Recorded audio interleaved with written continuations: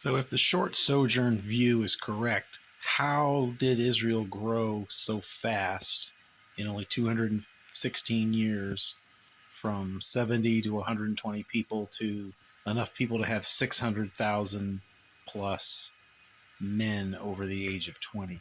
So, I looked at some historical birth and death rates, relatively recent history, and found that it's estimated that the average American woman around the year 1800 had 7 to 8 children. The highest number I was able to find for a particular country was Yemen. In the 1980s, the average woman had 8.8 children. And today, the highest number I could find was for Niger, where the average woman has almost 6.91 children. The current death rate per year in the world is about 0.77% per year. So about 0.77% of the people in the world today will die within the next year. This number is about 1/3 of what it was in 1950. In 1950, about 2% of people died per year.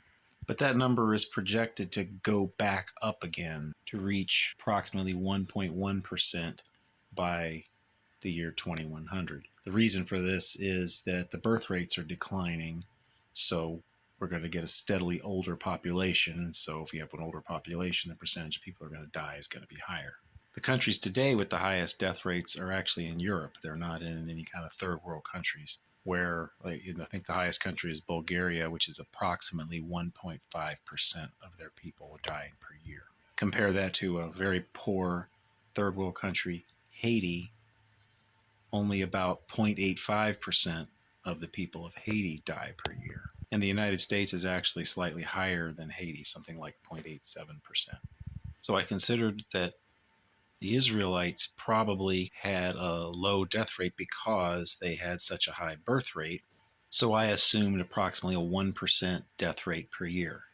Now, in other ancient cultures, it certainly would have been higher.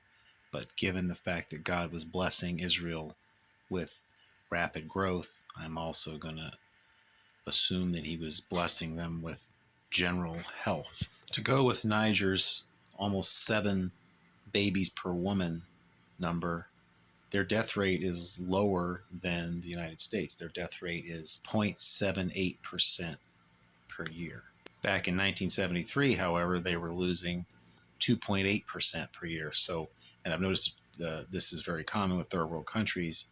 They had much higher death rates in the mid 20th century, and they have dropped dramatically ever since. Despite this low death rate, Niger has very low life expectancy, with women living to about 57 and men living to about 55. It has a 44% poverty rate, so it's one of the poorest countries in the world. So despite that, their death rate is less than 1% per year, so it doesn't seem at all unreasonable to assume a 1% death rate for the Israelites in Egypt. Back in 1970, when Niger's death rate was about 4 times what it is now, its life expectancy was about 35. And this is common for a lot of third world countries, that their life expectancies have increased dramatically in the last 50 years, and their death rates have dropped dramatically, as you'd expect.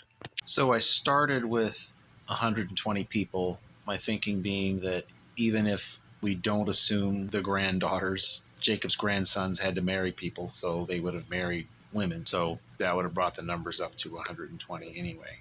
I assumed a birth rate always being less than that 8.8 per woman that Yemen had. Starting with 82 people, which was the 70 plus 12 wives for Jacob's sons, which weren't counted, with 8.25, an average of 8.25 babies per woman, you get the 600,000 men over 20 after 216 years. The problem, though, with a straight linear growth like that is, yeah, you got your 600,000 men, but you have so many kids that you have over 5 million people total. So had to tweak the model a bit from there. And certainly it couldn't have grown precisely linearly anyway, so that's really no problem. The 8.25 babies per woman came about by assuming that 27.5% of all the female population from age 15 to 44 would have a baby in a given year. Certainly, it wouldn't be evenly distributed among those ages. There'd be less babies born at the young ages and at the older ages, but the math still works out basically the same.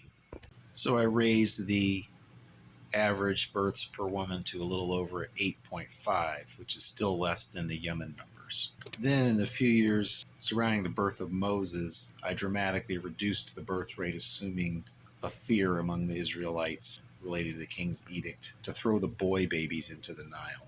Then I assumed a gradual, slight reduction in birth rates until the last 40 years before the Exodus.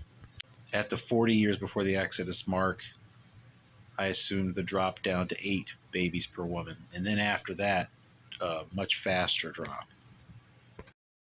My thinking being there that as the numbers grew and grew and started to mushroom, that it was harder to have as many babies as they'd been having before. I also assumed an increased death rate to 1.5% per year with the increasing population and increasing persecution. And then finally, the last 20 years, I assumed a 2% death rate and a much lower birth rate, such that women were having less than 3 babies per woman, assuming that the oppression would continue to increase. The net result at the end was 603,000 males over 20 at the census and a population of 2.6 million. It's generally been estimated that there would have been 2 to 3 million Israelites. So this is with the short sojourn view. With the long sojourn view, the numbers are easy. It's easy to get the population that high in that amount of time. But even with the short sojourn, with a high birth rate and God blessing the people with good health, it's no problem at all to get to the numbers that are given in the book of Numbers. As we did with the short sojourn view, and acknowledging that there is a long sojourn view that others believe, also want to acknowledge there's a small population view that is based primarily on the idea that the term for thousand in the census doesn't necessarily literally mean thousand, and that it refers to families or family groups or clans. I've included a link in the description where that view is presented. On the population size, I'm not really making a case for a large or small population. I'm assuming the large population and showing that it's feasible that it could grow that fast. That's all. In the next video, we'll get into prophecies related to the actual Exodus.